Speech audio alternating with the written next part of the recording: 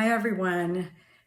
This is for those of you who have been recently laid off from the federal government or elsewhere or expect to be soon. It's tip number 10, and that is to consider this time as a gift, as hard as that might be. Take time to step back and reflect on whether you've been on the right career path to begin with, and whether your interests and skills have changed or not over time. This may lead you to return to exactly what you left, or maybe something related to it. Or it could be that you've decided that there has been a shift and you want to return to something that is in a completely new direction, but maybe is going to use some transferable skills from the work that you've been doing. And I want to acknowledge that this is a process that takes time. And if you're feeling financial strain, you might have to go and take a not so perfect job to pay the bills while you are strategizing for this next move, which will be the more intentional one, matching what you've determined to be your career goals at this time. Hi, everyone. Yes, it's late and I am in my PJs, but I wanted to get this one out to you tonight. So this is tip number 11 for those of you who've been laid off by the federal government or elsewhere. And this tip is about subject matter expertise. This is really important. So when you are on your career break now, make sure that you are setting aside some time to keep your skills up to date, become a subject matter expert all over again, because now you might have time to do some of the article reading and following experts and thinking about issues in your field and understanding the new products and services and why old ones aren't being used anymore. The controversies and the new ideas, all of that are things that you can now track, and you can put out Google alerts for this. You can ask your colleagues who you get back in touch with who their favorite experts are and who they follow. You can take courses, and there are plenty of free courses and courses, of course, that you can pay for. Go to edX or Coursera or Udemy, or look at the certificate programs at colleges and universities or individual courses there. And I'll give you a separate tip about that later. But the idea is that you either want to keep up your subject matter expertise at the level it was when you just left, or you want to build it to an even higher level than it was before.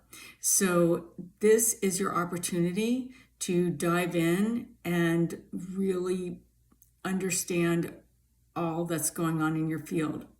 And one of the reasons to do this, not only to, of course, benefit from the knowledge itself, but you'll feel more confident in conversations with people in your field, with people who you might be interviewing. If you go to professional events, we can talk about that too later, but you'll feel more confident. You're going to benefit from the knowledge. And then for those of you who might be worried about ageism, subject matter expertise is the antidote to ageism, because if you are actively involved in conversations and talking about new ideas and experts and what you're reading in your field, people will be more focused on the substance of what you're saying and less focus on your age. Make it a point to become a subject matter expert or to keep up your subject matter expertise.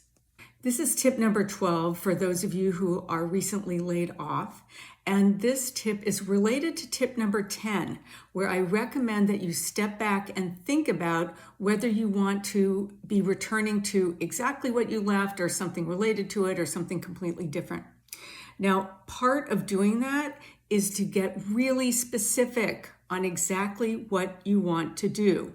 And this decision is going to drive the rest of your job search.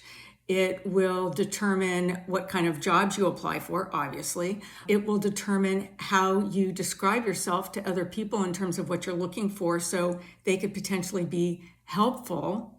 And it's going to drive the subject matter expertise that you're seeking, and of course, all the inputs that you'll need to do that. So let me give you an example. Let's say you're in marketing and you want to return to a digital marketing role, and I'll get more specific in a minute. But if someone said, "What are you looking to do?" and you just said digital marketing, that's very broad. But you could say, when you're figuring this out and you're more specific, that you're looking to go into the content marketing area of digital marketing, specifically for a consumer products company. So in terms of how specific you need to get, so make sure you think it out to that extent, and that will be very helpful for the rest of your job search. And make sure you do this early, because you can't just jump to resume writing or interview prep. You need to have this clear in your mind first. This is tip number 13, which is related to tip number 11 on subject matter expertise. I said I was going to give some more detail on it. And this tip has to do with course selection or certificate program selection when you are updating skills and attempting to become more of a subject matter expert in your field. And the tip is to try to find coursework that includes some kind of field study or capstone project, because we found that job seekers who have that kind of course can put the field study or capstone project on a separate entry in their resume, separate from the course itself, and often a discussion about that field study, how you applied what you were learning in the course to a real problem to solve, often becomes the focal point of an interview. So keep your eye out for courses and certificate programs that include a field study or a capstone project. The next tip is tip number 14 for those of you who have been recently laid off. And this tip is to pursue volunteer work as part of your job search strategy. Now, there are a few reasons for this. First of all, substantive volunteer work that's related to your career goals is a legitimate entry on your resume. Second, when you volunteer, you meet new people. And some of these people may lead you to a job opportunity at some point, or may even serve as a reference. You may learn something new in your field. You may get experience working with a new office management system that's different from the one in your prior employer. And I want to give you a couple of sources for finding volunteer work. One is idealist.org.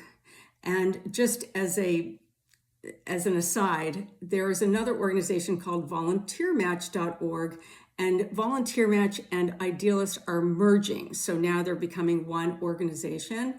And that means that you'll get the benefit